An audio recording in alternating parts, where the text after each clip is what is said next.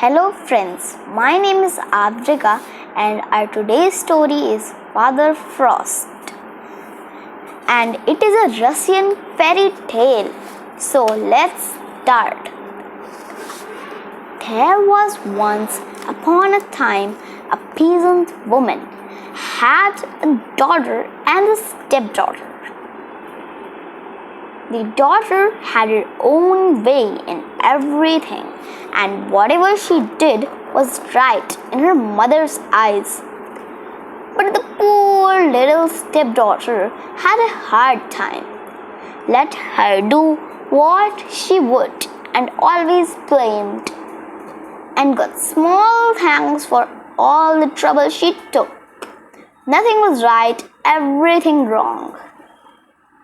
And yet, if the truth were known, the girl was worth her weight in gold. She was so unselfish and good-hearted.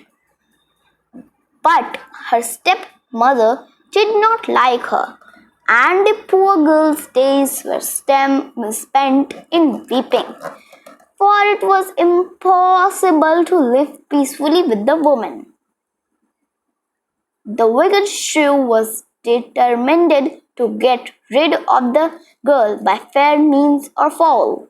She kept saying to her father, "Send her away, old man, send her away anywhere so that she isn't my eyes shouldn't be plagued any longer by her sight of her, or my ears tormented by the sound of her voice. Send her out in the fields and let the cutting frost do for her." In vain did the poor father weep and implore her pity. She was firm, and he dared not gainsay her. So he placed his daughter in a sledge, not even daring to give her a horse cloth to keep herself warm, and drove her out into the bare open fields, where he kissed her and left her, driving home as fast as he could, that he might not witness her miserable death. Deserted by her father, the poor girl sat under a fir tree on the edge of the forest and began to weep silently. Suddenly, she heard a sound. It was King Frost, springing from a tree to tree and cracking his fingers as he went. At length, he reached the fir tree beneath which she was sitting, and with a crisp crackling sound, he alighted beside her and looked at her lovely face. "Well, maiden," he snapped out, "what do you know who I am? I'm King Frost, the king of red noses." "All hail to you, great king," answered the girl in a gentle, trembling voice. "Have you come to take me?" "Are you warm, maiden?" he replied. "Quite warm, King Frost," she answered, though she shivered as he spoke. Then King Frost stooped down and bent over the girl, and the cracking sound grew louder, and the air seemed to be full of knives and darts. And again he asked, "Maiden, are you warm? Are you warm, you beautiful girl?" And though her breath was almost frozen on her lips, she whispered gently, "Quite warm, King Frost." Then King Frost gnashed his teeth and cracked his fingers, and his eyes sparkled and crackling. Scrape sound was louder than ever, and for the last time he asked her, "Maiden, are you still warm? Are you still warm, little love?" And the poor girl was so stiff and numb that she could just gasp, "Still warm, O king." Now her gentle, courteous words and her uncomplaining ways touched King Frost, and he had pity on her, and he wrapped her with furs and covered her with blankets and fetched a great box which were beautiful dress and a rich robe embroidered with gold and silver. And she put it on and looked more lovely than ever. And then King Frost stepped with her on his sledge and with 6 horses. In the meantime, the wicked stepmother was waiting at home for the news of the girl's death and preparing pancakes for the funeral feast.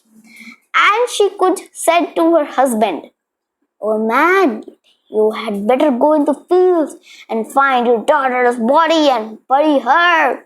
Just as the old man was leaving the house, the little dog under the table began to bark, saying, "Your daughter shall live to be your delight. Her daughter shall die this very night."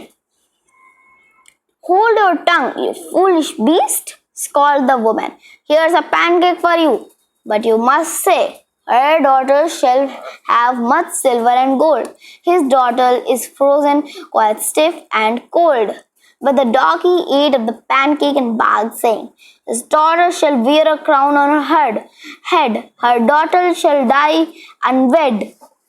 Then the woman tried to catch the doggy with more pancakes and terrify it with blows. But he barked on, always repeating the same words.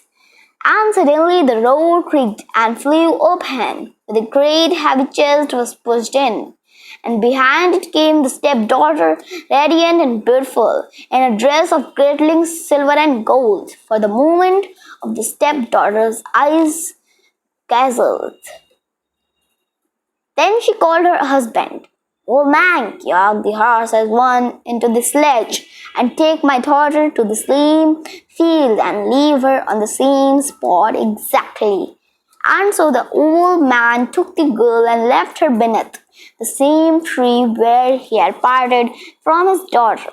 In a few minutes, King Frost came past, and looking at the girl, he said, "Are you warm, maiden?" "What blind old fools you must ask such a question," she answered angrily.